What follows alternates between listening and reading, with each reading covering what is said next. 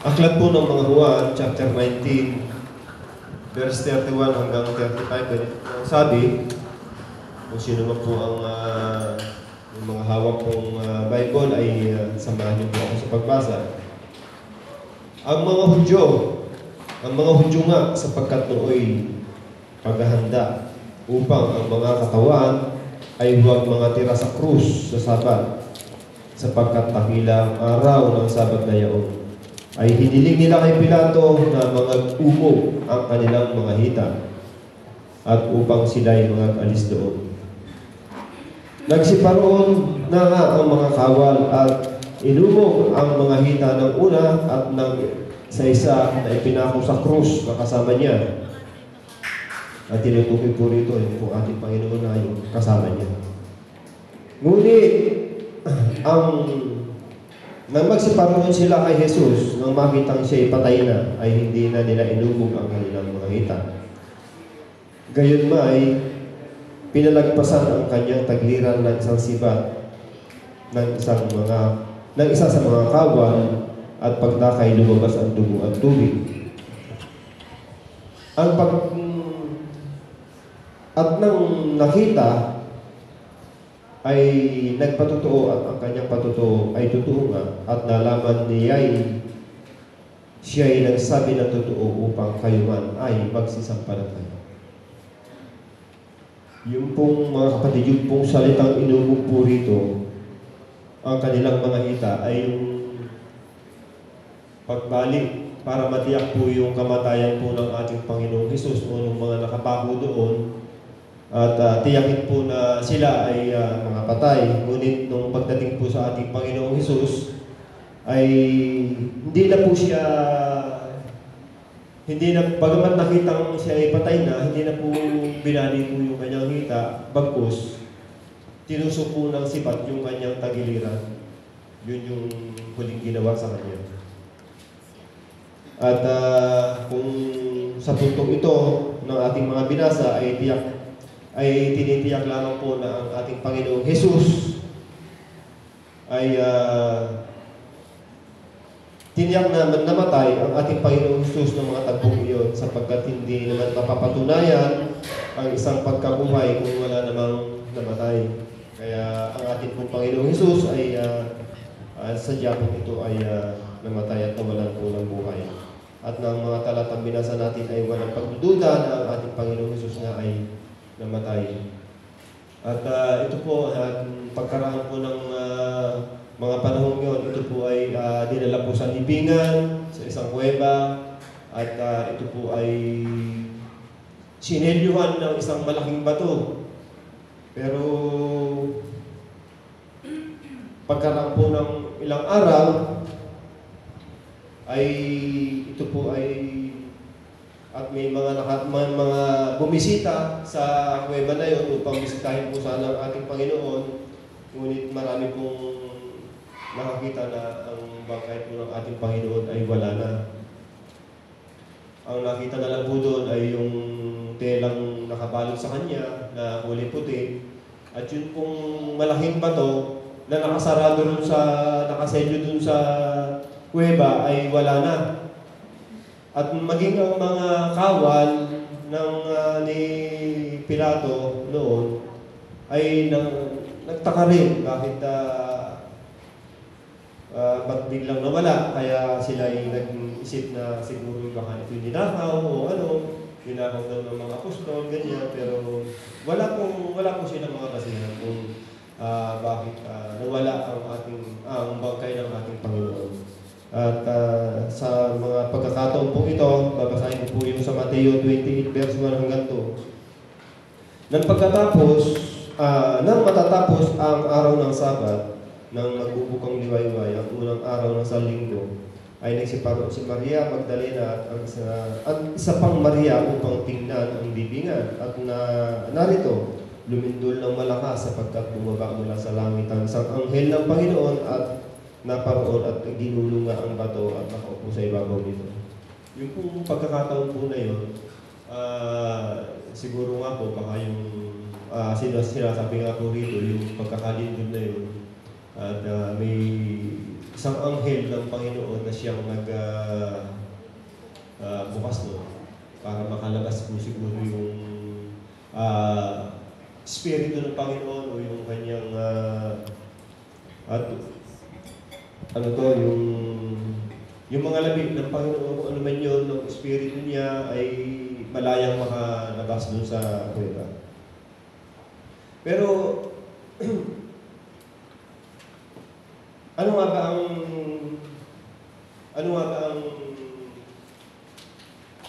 bakit nga ba dapat o ano nga ba ang importansya ng muling pagkabuhay ng Panginoon kung atin pong iisipin? May apat po akong i-share po sa inyo tungkol po rito. Una-una, bakit ba naman paano ba natin ito may isa sa Panginoon? Number 1 ay pagmamahal sa kapwa. Ang pagmamahal sa kapwa, sa halip na mag-focus sa ating sarili, mas tumingin tayo sa ating paligid at tumulong sa mga nangangailangan. At dito po sa Persian, chapter 4, verse 19 and 20. Ganito po ang sabi.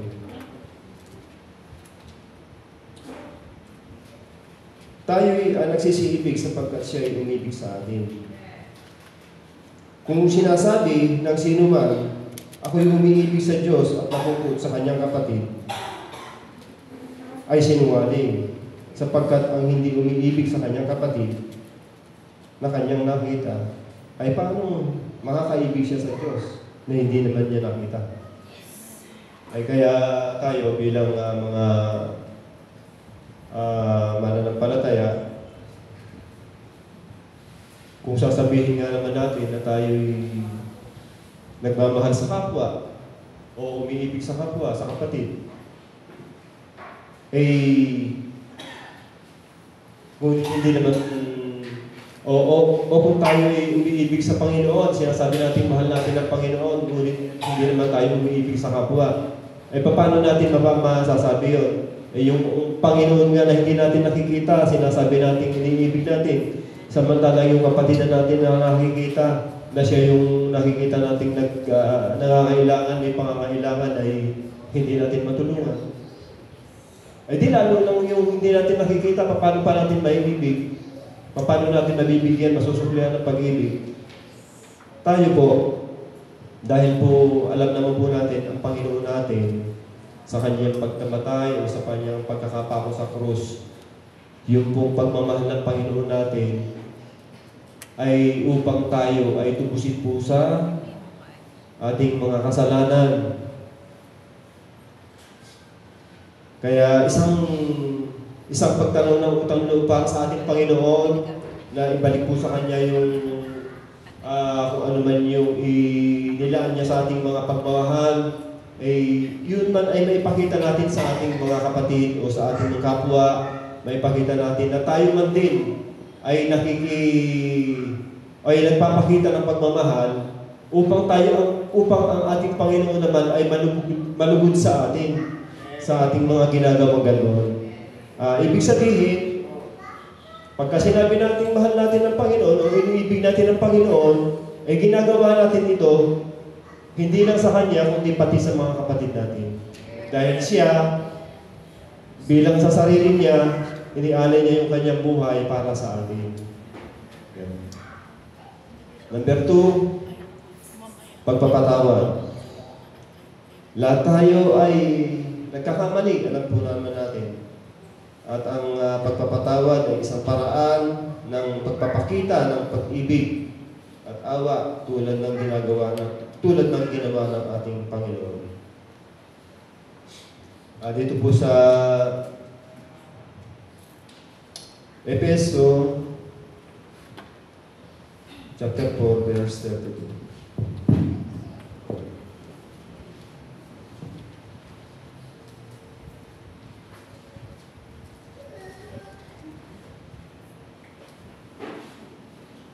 Efeso chapter 2. Efeso chapter 2 at chapter 4 verse 32.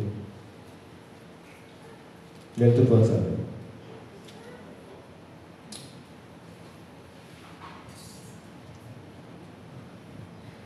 At magmagandang loob kayo sa isa't isa, mga mahabagin, at mga patawaran kayo sa isa't isa gaya naman ang pagpapatawad sa inyo ng ating Panginoon Diyos.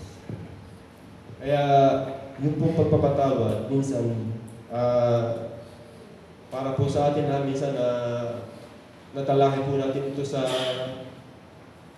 morning sacrifice o sa ating evening sacrifice na ang pagpapatawad po ay kailangan pong sinasagawa po natin upang tayo man din sa pagpapatawad ng ating Panginoon sa atin ay ganapin din po naman natin yun. Kasi kung tayo naman po ay kung ang Panginoon po nagpatawad sa atin, kailangan magpatawad din po tayo sa ating kapwa. Kung sino man po yung nagkakasala sa atin, kailangan po natin magpatawad. At meron nga pong mga salita po dito sa Bible na kung magpapatawad nga pa po tayo ay dito po sa Mateo chapter 18 verse 21-22.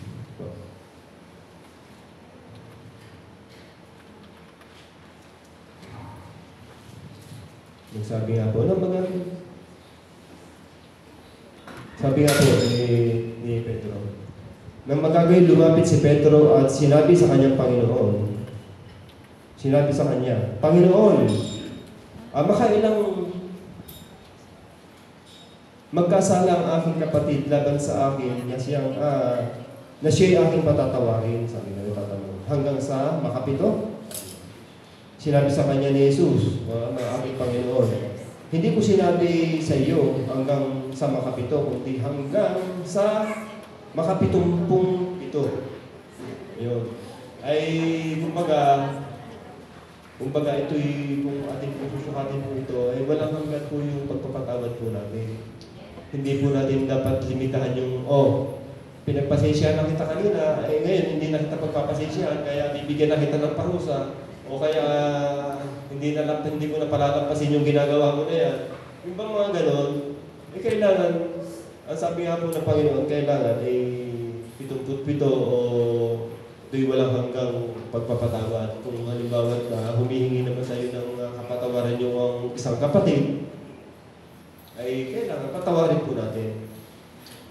At tayo man din, kung bibilangin po yung ating mga pagkakamali, magbuhat po nung tayo nagkakasala, baka ito hindi na rin mabilang. Kaya tayo po bilang nakakakilala po sa Panginoon at mananampalataya, magpatawad po tayo. At huwag po tayong, at ganoon din po, huwag din po tayong mag-aatubiling lumapit sa Panginoon para humingi po ng tawad kung ano man yung mga nagagawa nating kasalanan. Ganun din po pag kami lumapit po sa ating mga kapwa na humihingi po ng pasensya sa ating sa kanyang nagawang kasalanan, huwag po tayong mag-atubiling magpatawad sa kanya at i-encourage na lang po natin. Number 3, pagtitiwala sa Panginoon. Alam po naman natin na kahit na may mahirap na tayong pinagdadaanan, dapat tayong magtiwala na ang ating Panginoon ay laging nasa nariyan o laging nasa tabi natin dahil siya ang may plano para sa ating buhay.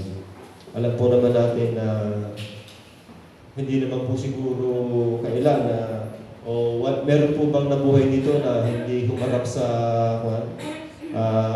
walang mga pinagdadaanan o sa mga struggle o sa mga pagsubok sa buhay. Meron bang magtatayo rito para hindi naranasan yan? Lahat po tayo nararanasan po natin. At ganun pa man, dumating man sa ating buhay ang ganyang mga pagsubok, kailangan na po nating maging matatag, labanan o hanggang mapagtagumpayan. At ito po ay mapagtatagumpayan po natin dahil po sa ating Panginoong Jesucristo na laging nariyan at alam niya ang ating, kung ano man yung pinagdadaanan natin, hindi po niya ito ay sinisintabi. Nais lamang po niya kung lumapit tayo at arihin po natin siya yung tumutulong sa atin, nagpapalakas, nagbibigay ng kalakasan, at hindi po tayo mabibigong mapagtagumpayan ang lahat ng mga pagsubok na yan basta tayo po ay nagtitiwala po sa ating Panginoon. At dito po sa verse o 2 Corinthians chapter 1, verse 9 and 10 po.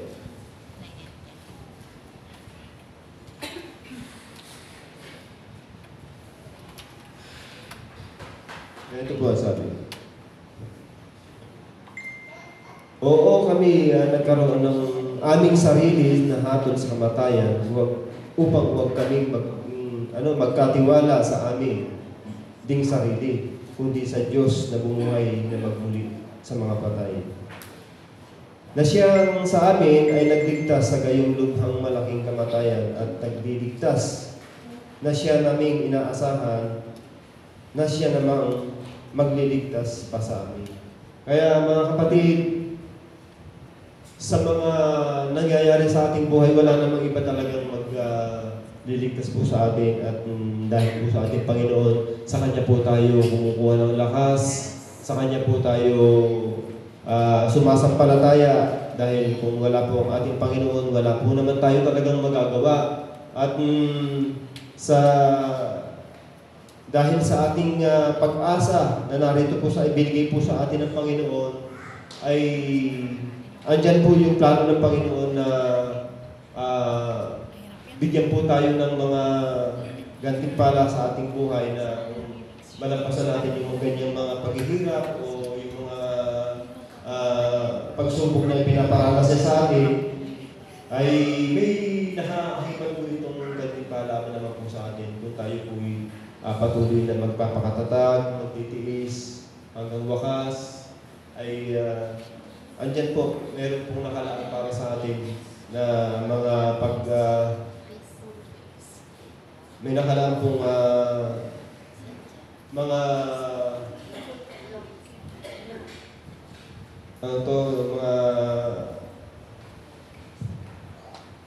premyo o prize para sa atin, sa ating mga pagsasagat. Number 4, pag-asa sa hinaharap.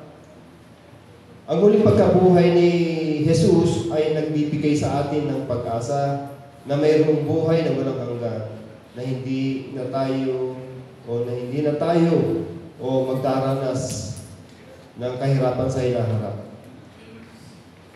Ito po yung isa sa mga sabi ng Panginoon dito po sa 1 Peter chapter 1 verse 3. Ito po sabi. Purihin nawa ang Diyos at Ama na ating Panginoon Jesucristo na ayon sa Kanyang malaking awa ay ipinanganak na muli tayo sa isang buhay na pag-asa sa pamamagitan ng ating sa pamamagitan ng pagkabuhay na magmuli ni Jesucristo sa mga patay. Kaya tayo po bilang mga umaasa po sa atin o mananampalataya, tayo binigyan ng pag-asa ng ating Panginoon na dahil sa Kanyang pagkabuhay ay andyan po yung ating mga inaasahan, mga katatagan na o yung mga inaasahan natin na mga iba pang mga pangako ng Panginoon na nandiyan siya palagi para sa atin. Kaya wala naman po tayo talagang inaasahan maliban sa ating Panginoon at sa buhay po natin ito. Kung ang aasahan lang po natin ay ang mga taong naririto lang sa ating yung andito lang sa sanlibutan ang mga inaasahan nating mga bagay ay baka po saan tayo pulutin. Kaya kung tayo po ay patuloy na aasa o mananampalataya, ang Panginoon po ang siyang ang Panginoon po ang siyang may plano ng lahat upang bigyan po tayo ng o makaranas po tayo ng pangalawang buhay pagdating ng panahon. Kaya doon po sa hinaharap po natin, hindi naman po dito talaga yung sinabi ng Panginoon na pangako niya na tayo magdaranas po ng bagong buhay, bagong pag-asa. Doon po yun sa hinaharap po natin pagdating po ng panahon na tayo ay binawian na ng buhay o pag tayo na mong nasa langit. Kaya dahil siya ay buhay ngayon o inaari po natin siya buhay, ang ating pong pag-ibig po ay hindi katapusan. Dito po sa Mateo chapter 26 verse 28, sapagkat ito ang aking dugo ng tipan na nabubuhos dahil sa marami sa ipagpapatawad ng mga kasalanan. Dahil nga po siya ay buhay, sabi nga po rito, ang aking buhay ay mayroong kabuluhan. Sabi nga po, dahil siya ay buhay, ang kamatayan ay hindi ang kabukasan. At hindi po natin maaaring sabihin tayo'y nabigo dahil tayo'y namatay, kundi dahil siya ay buhay, ang iyong pagkabigo ay hindi ang katapusan. Kaya tayo po ay ang muling pagkabuhay ni Jesus ay ang pinakadakilang pangako ng pag-asa. Ito ang pinakadakilang patunay na ang kamatayan ay nawalan ng kanyang kapangyarihan. O nawawalan ng kanyang kapangyarihan ng kamatayan dahil sa ating Panginoon Jesus. Dahil tayo rin naman ay pagdating ng panahon, kung tayo man mamatay ngayon, pagdating ng panahon ay tayo rin ay bubuhay ng Panginoon dahil kasama niya tayong maghahari sa lupa. Kaya mga kapatid, sa oras pong ito ay pansamantala po natin dito po tayo nagtatapos at pansamantala po muna natin puputulin. Alam po natin, hindi po madali yung mga katulungan ito na tayo ay magsikap o gamitin ito na gamitin itong mga salitang ito, pero ito po ay nagdudulot ng malaking pagbabago para sa ating buhay. Hindi lang po sa akin, para sa inyo rin po at kung ating pong ipapamuhay talaga, kung ano po yung nakita nating mga katangian po ng ating Panginoong Hesus, at ito po ay nakita sa atin, mas nalulugod po ang Panginoon na tayo po ang nagiging modelo ng sanlibutan at hindi po tayo yung mangunguna sa masama, kundi tayo po yung mangunguna sa paggawa ng mabuti. Kaya sana po sa pagkakataon po ito ay nakapagbigay po ako ng konting encouragement sa inyo at maraming salamat po. Purihin po ang Panginoon, sa Diyos lang po ang kapurihan.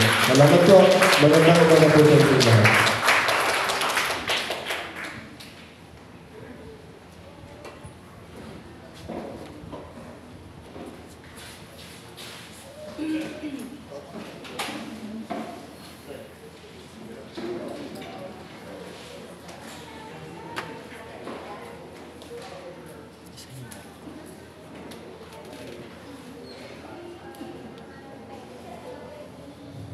Good.